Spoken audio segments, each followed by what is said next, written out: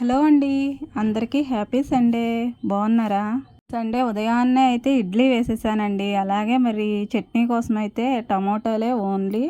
అందులో కొన్ని అయితే పచ్చిమిర్చి వేసేసి అవైతే వేయించేసుకుంటున్నాను. పిల్లల్ని ఒక పక్క అయితే సండే స్కూల్కి రెడీ చేసుకుంటూ ఈ టిఫిన్ కూడా ప్రిపేర్ చేసుకుంటున్నాను. వాళ్ళు వెళ్ళేలోకి టిఫిన్ కూడా అయిపోతే వాళ్ళకి పెట్టేయొచ్చని. ఇక టమాటాలు అయితే ఏగిపోయినాయి. అవైతే మిక్సీ పట్టేసుకుంటే చట్నీ కూడా రెడీ అయిపోద్ది. అవి చల్లారే లోపు అయితే ఎవరో ఒకరు తింటారు కదా అనేసి ఒక అట్టు కూడా వేస్తున్నానండి. ఈ మధ్య అయితే ఎక్కువగా నేను ఇడ్లీయే వేస్తున్నానండి. అందుకనే మధ్య మధ్యలో ఇలా అట్టు కూడా చిల్లు లేకుండా అయితే పిల్లలు తినేస్తారండి. ఎందుకంటే ఇడ్లీ వేయడం అవసరం అండి ఒక్కొక్కసారి మరి ఇంట్లో.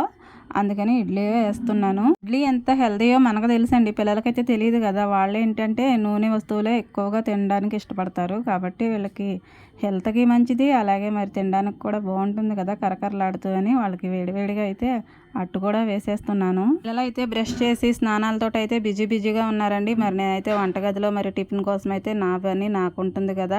ఈ పనులున్న టీ కూడా కంపల్సరీగా ఉండాల్సిందే కదండి. టీ కూడా పెట్టేసుకున్నాను. ఇక టమాటాలు అయితే చల్లారిపోయాయి. వాటిని అయితే మిక్సీ జార్లోకి తీసేసుకుని 4 వెల్లుల్లి రెబ్బలు కూడా వేసుకుని మిక్సీ అయితే పట్టేశానండి. చట్నీ రెడీ అయిపోయింది. పిల్లలు కూడా రెడీ అయిపోయారు సండే స్కూల్కి వెళ్ళడానికి.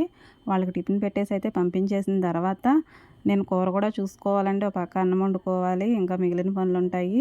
ఈ రోజైతే ఆగాకరకాయలు ఉన్నాయండి ఇంట్లోనూ. ఇక అవే వండేయచ్చని ఇక నేను ఫిక్స్ అయిపోయి అయితే ఇవి కోసేసుకుని అయితే పెట్టుకున్నానండి. ఉల్లిపాయ ముక్కలు తక్కువ వేసుకునండి. వాటిని దోరగా వేయించిన తర్వాత నూనెలో ఇవి కూడా కాసేపు వేగనిచ్చుకోవాలి. నేనైతే పండుగ ఉన్నా సరే వేసేస్తానండి. కరకరలాడితే గింజలు బాగుంటాయి, కానీ కొందరికైతే లేతగా ఉండేవే ఇష్టం. ఉల్లిపాయ ముక్కలు కూడా మగ్గిపోయాయి. వాటికి మరి సరిపడా ఉప్పు కారం అయితే వేసేసుకుని కాస్త అలా నేను వేగనిస్తానండి. నూనెలో వేగితే కారం మరింత టేస్ట్గా ఉంటుంది కూర. తర్వాత అయితే కొన్ని అయితే నీళ్ళు పోసుకుంటాను దానికి సరిపడా. ఇలా ఉడుకుతూ ఉంటుందండి. మూత పెట్టేసుకున్న తర్వాత కొన్ని అయితే నువ్వులు తీసుకుంటాను కూర క్వాంటిటీకి సరిపడా. అయితే దోరగా వేయించుకోవాలి మాడకుండా. వాటిని అయితే మిక్సీ పట్టేసుకుని ఇలా పౌడర్లా చేసేసుకోవాలండి. కూర ఇక మొత్తం మగ్గిపోయిన తర్వాత లాస్ట్లో ఇక దించేస్తాం. ఇక 5 మినిట్స్లో అనగా ఈ పొడి అయితే అందులో వేసేసుకుని కర్రీలో మొత్తం తిప్పుకోవాలండి. కూర అంతా పట్టే వరకు ఉండలాగా లేకుండా పొడిలా ఉంటే పర్వాలేదు, లేదంటే ఆ ఉండలు కూడా కరిగే వరకు తిప్పుతూ అలా ఒక 5 నిమిషాలు అయితే మగ్గనిచ్చుకోవాలండి. తర్వాత కూర రెడీ అయిపోయినట్టే. ఇక స్టవ్ అయితే ఆపేసుకోవచ్చు. కాకరకాయలు చాలా రకాలుగా అయితే వండుకుంటారండి, కానీ నేను మాత్రం ఇలా వండుతాను నువ్వుల పొడితో. చాలా టేస్టీగా ఉంటుంది. కొత్తవారు కూడా చాలా ఇష్టంగా తినేస్తారు. ఇంకా అన్నం అయితే మరి నేను పొయ్యి మీద వండుకుంటాను కదండి. అన్నం కూడా ఉడికిపోయింది, దాన్ని కూడా మరి వంచేసుకున్నాను. స్నానాలు చేసే వాళ్ళ కోసం అయితే నీళ్ళకొండ అయితే పెట్టేశాను పొయ్యి మీద.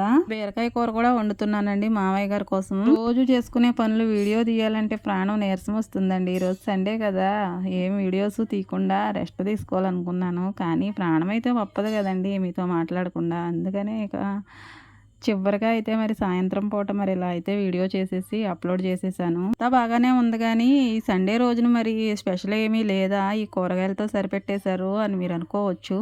సండే అప్పుడు అందరూ మటనో చికెనో ఫిషో వండుకుంటారండి. అవన్నీ వండుకుంటే సండే స్పెషల్ ఏముంటుంది చెప్పండి. ఇలాంటి కూరగాయలతో వండుకుంటే వెరైటీగా స్పెషల్గా ఉంటుందని ఈ కూరగాయలతోనూ చారుతోనూ సరిపెట్టేశానండి. నాన్ వెజ్ గురించి సాయంత్రం ఆలోచించవచ్చని దాన్ని అయితే పోస్ట్ పోన్ చేశాను.